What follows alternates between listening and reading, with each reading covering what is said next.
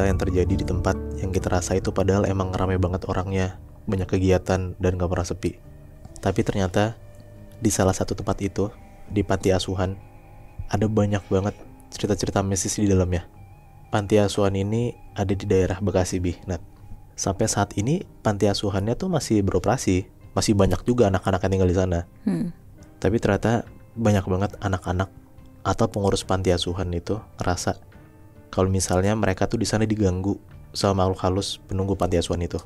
Sampai-sampai banyak banget yang katanya digangguin tuh sampai brutal dan parah banget itu lebih Nat di sana.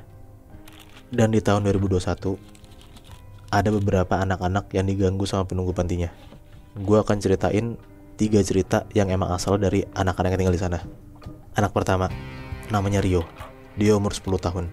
Berarti ya sekitar kelas 4 atau 5 SD lah waktu itu. Dia itu sekamar sama beberapa temennya. Kira-kira satu kamar hampir 4 orang lah. Sekitar jam 11 malam, semua orang-orang panti asuhan tuh udah pada tidur. Dan emang seharusnya jam segitu emang anak-anak udah harus tidur, harus masuk ke kamarnya. Dan kalau ada suara gaduh berisik kayak gitu, pasti penjaga panti tuh langsung keluar dan nyuruh anak-anak buat tidur lagi gitu. Sampai kadang-kadang penjaga pantinya pun emang suka ngecekin kamar anak-anaknya satu-satu buat ngecekin udah tidur apa belum gitu.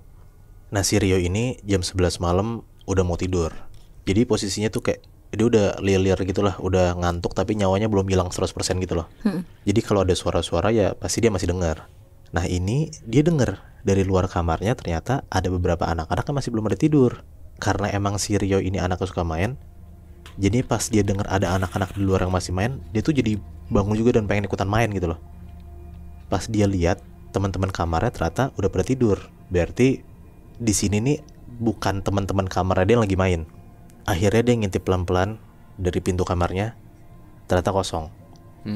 Dan pas dia lihat dari jendela kamarnya, dia ngelihat ada 3 anak-anak itu cowok lagi main di depan parkiran. Tapi di sana Rio ngelihat di parkiran depan panti asuhan itu emang cuman anak-anak itu doang, bertiga itu doang, nggak ada yang lain. Karena kesempatan juga dia ngeliat nggak ada orang lain, ya akhirnya dia keluar kamar pelan-pelan buat nyamperin 3 anak itu. Pas Rio samperin anak-anak itu, Rio tuh rada bingung karena dia tuh nggak pernah ngeliat Nat, ada anak-anak itu selama Rio tuh tinggal di panti ini. Tapi Rio mikir kayak ya mungkin mereka anak baru, terus belum tahu aturan kalau misalnya malam-malam itu nggak boleh keluar kamar. Akhirnya ya mereka bertiga tetap main seru-seruan aja gitu. Ditambah juga mereka tuh baik-baik banget Nat ngajakin Rio main. Jadi makanya Rio seneng lah, pengen ikutan main juga. Pas dia lagi main sama anak-anak itu tuh ngajakin Rio ke bagian belakang panti. Jadi kayak belakang panti itu kayak ada taman kecil gitu yang rada nggak keurus lah. Ada rumput-rumputnya rada tinggi, terus ada kayak pohon gitu di belakangnya.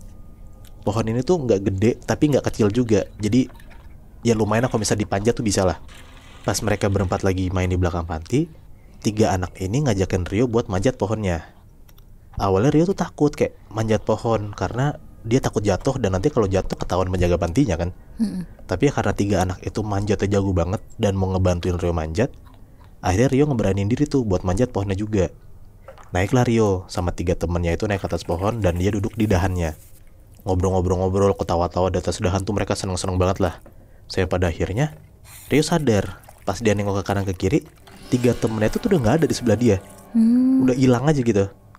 Jadi di atas pohon tuh sekarang cuma ada Rio doang. Anak-anak itu udah pada gak ada sama sekali. Pas Rio ngeliat kanan kiri gak ada anak-anak itu, dia ngeliat lah ke bawah pohon. Dan dia lihat Nat, 3 anak yang tadi di sebelah dia udah ada di bawah. Udah ada di bawah pohon itu. Dan si 3 anak itu tuh lagi ngedongak ngeliat ke atas, ke arah Rio. Tapi muka anak ini ternyata tuh hancur banget Nat. Ada yang matanya cuma 1, ada yang matanya bolong, ada yang gak ada mulutnya sama sekali. Di situ tuh akhirnya Rio sadar yang ngajakin Rio main itu bukan anak beneran gitu loh. Mereka adalah penunggu panti itu. Di situ tuh Rio langsung teriak-teriak ketakutan dan akhirnya pengurus-pengurus panti langsung keluar lah. Mereka bangun terus ngebantuin Rio buat turun dan akhirnya dia dibawa ke kamar lagi dan disuruh tidur lagi lah akhirnya. Dan sekarang ada anak kedua. Dia cewek Nat, sekitar kelas 1 SMP, namanya Hana. Kejadian yang dialamin Hana ini pun juga lagi-lagi malam-malam, hampir tengah malam juga. Jadi pas Hana lagi tidur, Hana ngerasa kayak dia tidur tuh gak nyenyak gitu, suka kebangun-bangun mulu di malam itu. Kan katanya kalau misalnya orang lagi tidur tengah malam kebangun, tandanya kan lagi diliatin sama makhluk halus kan. Nah si Hana tuh ngerasa tidur dia gak nyenyak ya karena ada sesuatu itu. Sampai akhirnya dia ngeliat jam dan ternyata udah jam 12 malam. Hana bangun dari kasurnya buat tenangin dirinya sambil baca doa. Hana tuh duduk di kasurnya. Pas Hana lagi duduk di kasurnya, dia tuh bener-bener berasa banget Nat, kalau kasur dia tuh ada yang goyangin kencang banget sampai dia tuh ngejoprok jatuh ke bawah gitu. Hana tuh ketakutan banget lah jadinya. Dia ngebangunin teman-temannya, tapi nggak ada yang bangun sama sekali. Terus ada nih satu temannya kebangun, nyuruh Hana tidur sekasur sama dia. Akhirnya daripada Hana takut, dia milih buru-buru buat tidur sekasur sama temennya lah. Temennya ini namanya Yani. Hana nyoba tidur dan akhirnya dia ketiduran tuh.